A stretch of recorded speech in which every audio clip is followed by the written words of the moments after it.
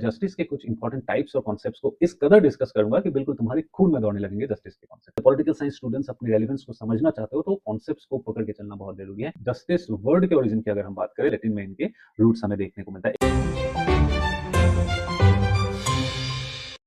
Justice का जो concept है वो पूरे ही पॉलिटिकल थ्योरी के जितने भी कॉन्सेप्ट्स हैं, जितने भी टॉपिक्स हैं, जितने भी आइडियाज हैं, उनमें से सबसे सुपीरियर, सबसे सुप्रीम और सबसे रेलिवेंट या सबसे इंपॉर्टेंट कॉन्सेप्ट हम जस्टिस को कह सकते हैं। जस्टिस से ही जुड़े हुए हैं बाकी सारे कॉन्सेप्ट। जस्टिस के बारे में लगभग सारे ही पॉलिटिकल थिंकर्स और फिलोसोफर्स ने थ्योराइज करने की कोशिश की है। सबने कुछ ना कुछ जस्टिस के प्रति अपना व्यू जरूर रखा है जस्टिस के बारे में, चाहे वो एंशियंट टाइम्स में हम एरिस्टोटल की बात करें, ग्रीक पॉलिटिकल फिलोसॉफी के, या बिल्कुल रिसेंट टाइम्स में हम जॉन रॉल्स या फिर इंडिया के अमर्त्य सेन या मार्था नुसबम, कोई भी हो, लगभग सारे ही थिंकर्स ने जस्टिस के बारे में कुछ ना कुछ व्यू तो जरूर ही रखा है।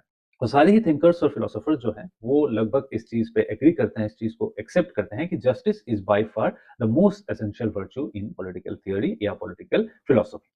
और जॉन रॉल्स जो है वो 1971 में अपनी एक बुक लिखते हैं, ए थियोरी ऑफ जस्टिस, जो उनको पूरे ही 20th सेंचुरी 21st सेंचुरी के सबसे popular thinker in case of in terms of justice बनाते हैं। Not just in 20th century 21st century, justice के पूरे डिबेट में ही जो है सबसे इंपॉर्टेंट, सबसे अहम थिंकर अगर कोई बन के निकलता है वो है जॉन रॉल्स, अपने 1971 के book A theory of justice के बाद। तो जॉन रॉल्स के रिगार्डिंग बहुत ज्यादा डिस्कशन होती है जस्टिस में, वो हम किसी दूसरे वीडियो में करेंगे। अगर आप कंटिन्यू इस वक्त देखते हुए चल रहे हो तो वो वीडियो आपको परसों इसी चैनल के अंदर मिल जाएगा। और अगर बाद में आफ्टर सम टाइम्स आप देख रहे हो तो ऊपर आई बटन से जाके जॉन रॉल्स और उनके क्रिटिसिज्म्स को चेक कर सकते हो, ठीक है।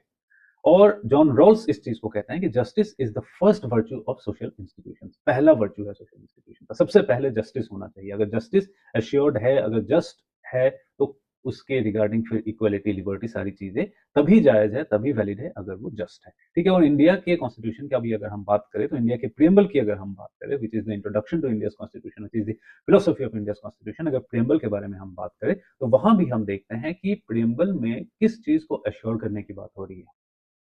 ये हमारा कॉन्स्टिट्यूशन किस चीज को एश्योर करेगा? हमारा कॉन्स्टिट्यूशन जो एश्योर करेगा उसमें सबसे पहली चीज जो गारंटी हमें करी गई है वो है justice, social, economic and political. Preamble में लिखा हुआ है कि the constitution shall ensure justice, social, economic and political. उसके बाद आते हैं concepts like liberty, equality and fraternity. तो आप समझ सकते हो कि लिबर्टी, जो कि हमें लगता है एक बहुत एसेंशियल एस्पेक्ट है जिंदगी के एक पॉलिटिकल थ्योरी, पॉलिटिकल कॉन्सेप्ट्स के अंदर, उससे भी अहम है, उससे भी इंपॉर्टेंट है जस्टिस का कॉन्सेप्ट, ठीक है। ये शुरू होता है right from the ancient Greek philosophy. Greece में जो भी फिलोसोफर्स थे, प्लेटो भी जस्टिस के बारे में बात करते हैं, अरिस्टोटल भी जस्टिस के बारे में बात करते हैं। आगे चलते चलते हम 21st सेंचुरी, 20th सेंचुरी में भी जस्टिस की बातें होते हुए देखते हैं, ठीक है। सो इनफैक्ट एंशियंट ग्रीस में तो यही कहा जाता था, प्लेटो तो इनफैक्ट यही कहते थे कि अगर कोई आइडियल स्टेट है तो वो जस्ट स्टेट है। अगर स्टेट जस्ट नहीं है, अगर जस्टिस नहीं है, तो वो आइडियल स्टेट भी नहीं है। तो मतलब जस्टिस के बिना किसी भी चीज का कोई मतलब नहीं, कोई अर्थ नहीं। ये जो है हम प्लेटो के टाइम से भी देखते हैं, ठीक है। और इसकी ओरिजिन की अगर बात करें, जस्टिस वर्ड के ओरिजिन की अगर हम बात करें तो लैटिन जो है, लैटिन में इनके रूट्स हमें देखने को मिलता है। एक तो है जुंगेरे, जिसका मतलब है टू बाइंड और टाई टुगेदर, और दूसरा है जस्ट, जिसका मतलब है बॉन्ड। तो इन ए वे हमें ये समझने को आता है, ये समझने को मिलता है कि जस्टिस वो चीज है, जस्टिस वो आइडिया है, वो कॉन्सेप्ट है जो कि सोसाइटी में बॉन्डिंग, सोसाइटी में टाइज को बनाए रखता है, लोगों को साथ रखता है बाय एंश्योरिंग जस्टिस। तो समझने की बात है कि लोग जो हैं, सारे ही लोग क्यों एक दूसरे से जुड़े हुए रहेंगे, क्यों एक साथ रहेंगे, कब एक साथ रहेंगे? जब वो एहसास करेंगे कि उनके साथ कोई अन्याय नहीं हुआ है। आप किसी भी दोस्त को क्यों पसंद करते हो? क्योंकि आपको लगता है कि वो दोस्त आपके साथ अन्याय नहीं करता है। तो वही है जस्टिस का कॉन्सेप्ट, वो चीज जो पूरे समाज को जोड़े रखता है, जो पूरे समाज को बॉन्ड करे रखता है, टाई करे रखता है, वो है जस्टिस। तो जस्टिस एक super relevant, super important concept है। और लिबर्टी और इक्वलिटी के साथ इसका रिलेशन है। मैंने पहले ही बताया था कि जस्टिस इन सबसे सुपीरियर है। जस्टिस होगा तभी लिबर्टी का फायदा है। एग्जाम्पल में बताऊं तो अनलिमिटेड लिबर्टी, लिबर्टी जो है, लिबर्टी अगर अनलिमिटेड एक्सटेंट तक चले जाएगा, वो किसी दूसरे की लिबर्टी को इम्पैक्ट करने लगेगा। जैसे कि फॉर एग्जाम्पल तुम्हें म्यूजिक सुनने की लिबर्टी है, तो रात के 4 बजे तक फुल वॉल्यूम में तुम म्यूजिक चला, तो उससे क्या होगा? तुम्हारे नेबर की लिबर्टी इंपैक्ट होगी। तो क्या हो गया? वो तुम्हारी लिबर्टी जो है वो अनजस्ट हो गया। तो इसीलिए लिबर्टी को भी रेस्ट्रिक्ट करने की आवश्यकता पड़ती है। जो हम देखेंगे वेस्टर्न पॉलिटिकल थॉट में, तुमने जेएस मिल के कॉन्सेप्ट में देखा होगा, there something called harm principle. नहीं देखा है तो वेस्टर्न पॉलिटिकल थॉट के सारी प्लेलिस्ट को आई बटन से जाके चेक कर सकते हो। इक्वलिटी को भी लिमिट करने की परमिशन है, क्यों? On the basis of justice. अगर किसी की इक्वलिटी किसी दूसरे इंसान पे अनजस्ट या फिर इनजस्टिस करती है, तो उस इक्वलिटी को भी रोका जा सकता है। अगर किसी एक इंसान की लिबर्टी किसी दूसरे इंसान के लिए इनजस्टिस बन जाता है, तो उस लिबर्टी को भी रोकना जायज है। क्यों? क्योंकि वो जस्ट नहीं है।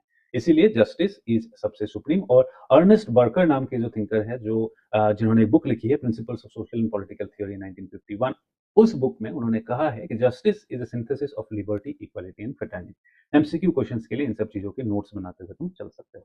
तो उनका यही कहना है, justice is the balance between the other two. और तब तक लिबर्टी, तब तक इक्वालिटी, तब तक राइट्स, ये सारी चीजें वैलिड है, ये सारी चीजें एप्लीकेबल है, जब तक कि वो अनजस्ट नहीं हो जाता है या किसी और के लिए वो इनजस्टिस नहीं बन जाता। तो आज के इस लेक्चर में मैं जस्टिस के कुछ इंपॉर्टेंट टाइप्स और कॉन्सेप्ट्स को इस कदर डिस्कस करूंगा कि बिल्कुल तुम्हारे खून में दौड़ने लगेंगे जस्टिस के कॉन्सेप्ट। और ये इंपॉर्टेंट है क्योंकि सिर्फ एमसीक्यू और टिक टिक वाले नॉलेज अगर लेते रहोगे तो अपनी जगह पॉल साइंस के अंदर नहीं ढूंढ पाओगे।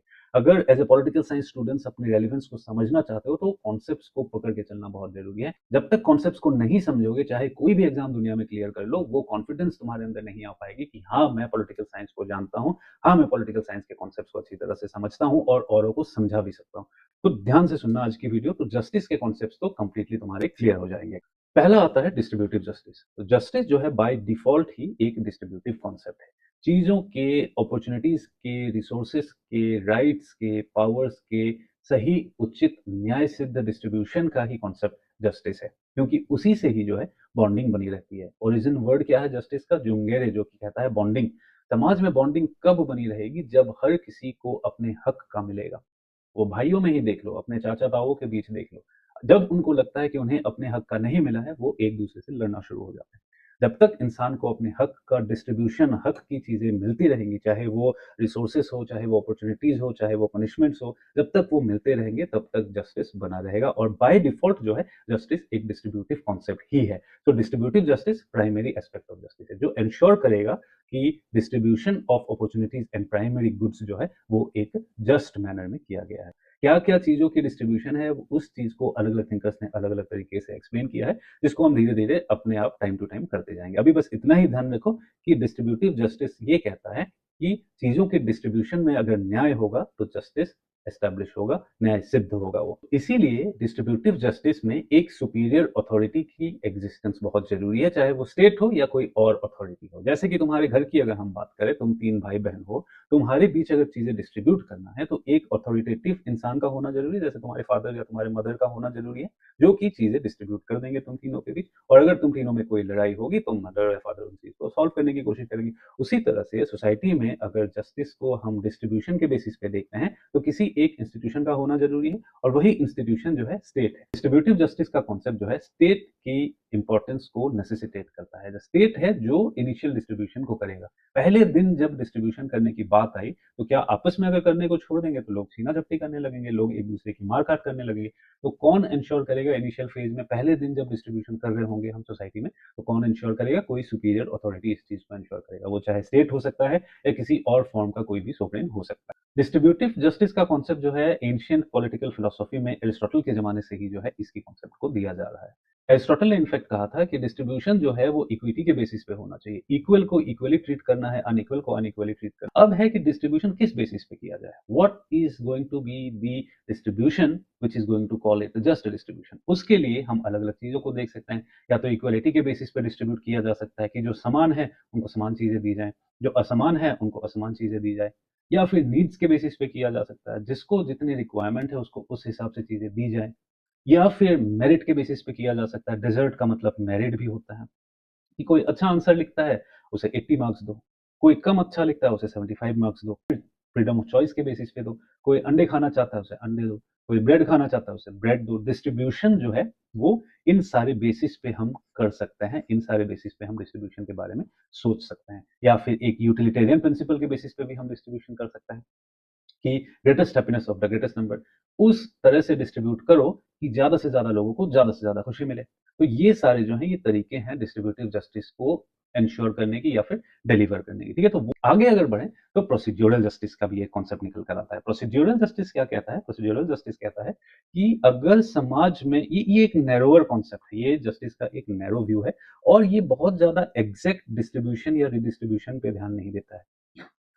ये सिर्फ कहता है कि द प्रोसीजर या प्रोसेस ऑफ डिस्ट्रीब्यूशन जो है, अगर प्रोसेस ऑफ जस्टिस जो है अगर वो ठीक है, अगर वो न्याय सिद्ध है, तो उसके बाद उस पे चीजें मिल रही है नहीं मिल रही है उसके ऊपर ध्यान रखने की आवश्यकता हमें नहीं है। ये स्ट्रेस करता है over having a fair procedure, जो प्रोसीजर है वो प्रोसीजर फेयर होना चाहिए, वो प्रोसीजर जस्ट होना चाहिए। मीन्स और एंड्स वाली एक डिबेट हो गई। अगर किसी एक काम को करने का प्रोसेस न्याय सिद्ध है, जस्ट है, तो इनका कहना है कि जस्टिस एस्टैब्लिश हो चुका है। इस प्रोसीजर के बेसिस पे जो है जस्टिस अपने आप चलता जाएगा, अपने आप एंश्योर होता रहेगा। इसका आउटकम से बहुत ज़्यादा इंटरेस्ट नहीं है, आउटकम्स पे बहुत ज़्यादा ध्यान नहीं है। जो प्रोसीजर है अगर वो सेट है, वो ठीक है, तो आउटकम्स पे ध्यान देना कहता है कि आउटकम्स पे ध्यान देने की हमें आवश्यकता नहीं है। ज़बरदस्ती जो है हम आउटकम्स पे ध्यान नहीं देना चाहिए हमें सिर्फ़ प्रोसीजर बना देना चाहिए। हमने सिर्फ़ स्कूल्स बना दिए, हमने कॉलेजेस बना दिए, उतना काफ़ी है, बच्चे वहाँ जाके पढ़ेंगे। ये है प्रोसीड्यूरल जस्टिस का एक कॉन्सेप्ट।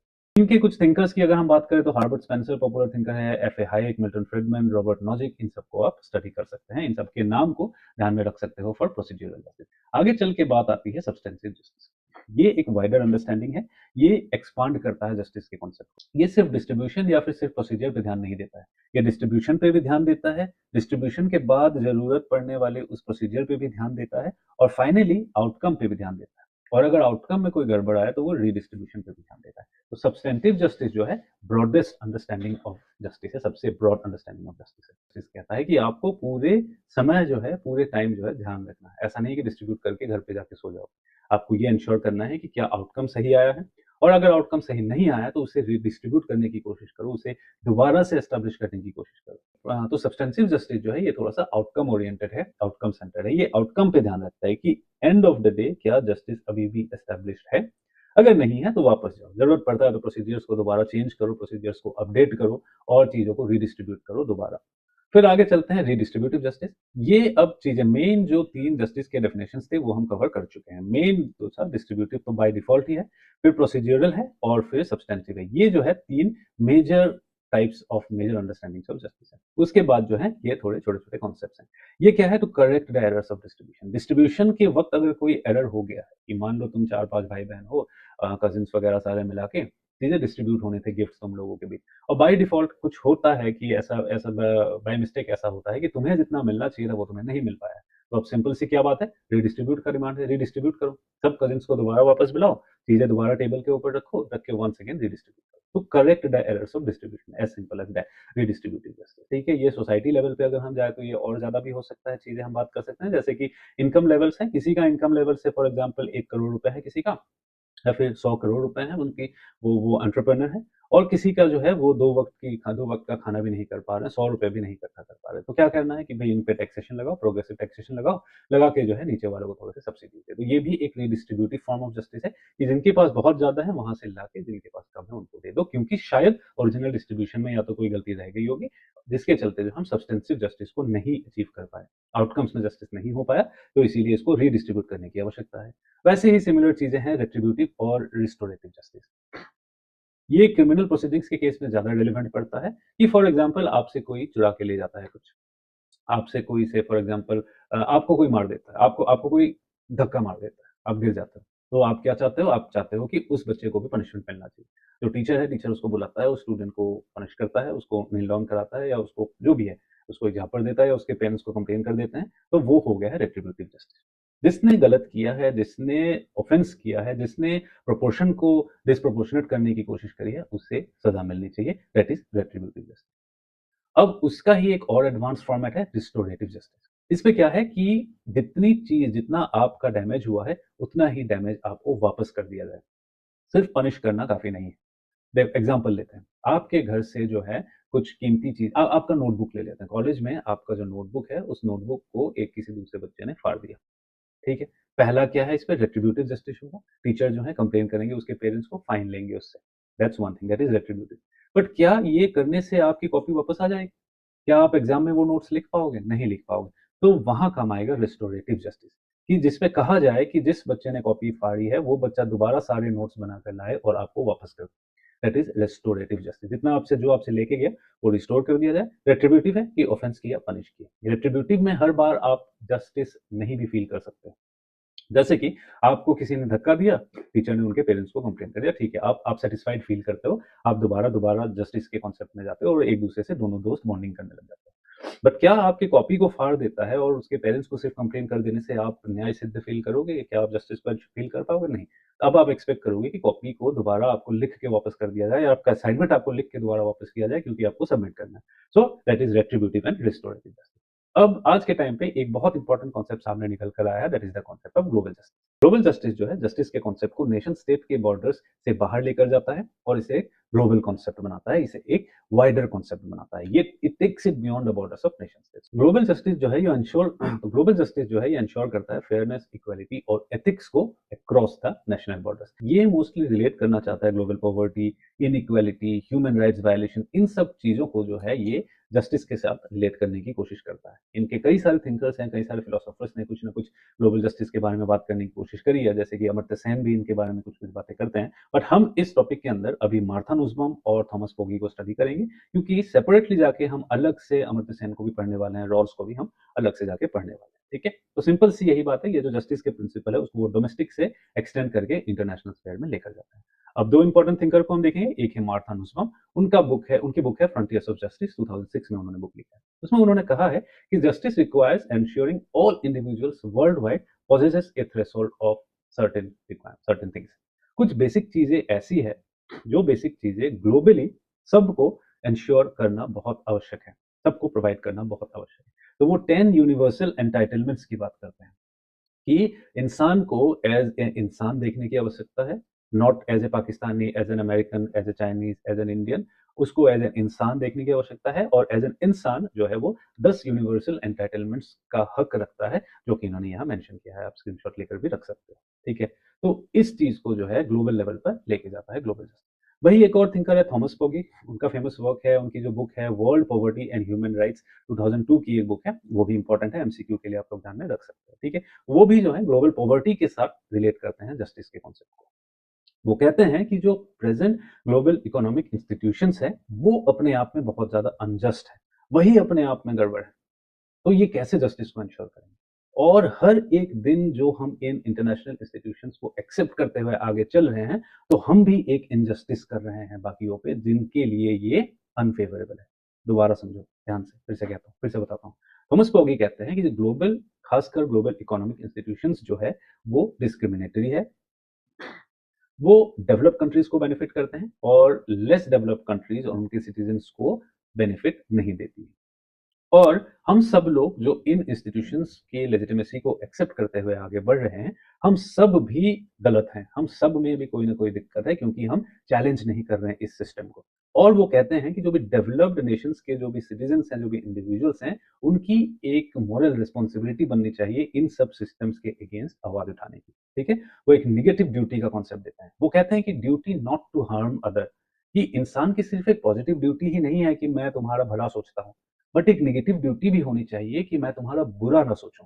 तुम्हारे साथ अगर कुछ बुरा होते हुए को मैं रोक सकता हूं तो मैं उस चीज को करूं। That is what is negative duty according to Thomas Pogge. वो कहते हैं कि जस्टिस जो है वो सिर्फ एक चैरिटी कॉन्सेप्ट नहीं है कि डेवलप कंट्री आके हमें डोनेशंस देगा, हमें हमारी पॉवर्टी एलिवेशन के लिए पैसे देगा। नो, इस develop countries in develop countries को अपनी नेगेटिव ड्यूटी को भी इंश्योर करना है कि जो इंश्योरिंग जो एस्टेब्लिश्ड सिस्टम्स है उनको भी रिफॉर्म करने की कोशिश करनी है, जिनके थ्रू जो है ये इनइक्वालिटी सस्टेन होता हुआ चलता है, ठीक है? सो ये सारी चीजें जो है ये ग्लोबल जस्टिस को आज के डेट पे बहुत ज्यादा रेलिवेंट बनाते हुए लेके जा रही है, क्योंकि बहुत ज्यादा जो है इनइक्वालिटी ग्लोबल लेवल पे बढ़ते हुए जा रहा है, एनवायरमेंटल डिग्रेडेशन बहुत ज्यादा चल रहा है, global poverty is rising, migration, इन सारी चीजों के चक्कर जो है ग्लोबल जस्टिस भी एक बहुत डिमांड और बहुत ज्यादा डिबेटेड टॉपिक आज के डेट पे हो चुका है। तो नेक्स्ट वीडियो में जो है आपको जॉन रॉल्स के जस्टिस के कॉन्सेप्ट और उनके क्रिटिसिज्म्स मिलेंगे। अगर चैनल को अब तक सब्सक्राइब नहीं किया तो सब्सक्राइब कर लो, वीडियो को लाइक कर दो, पसंद आए तो कमेंट कर दो।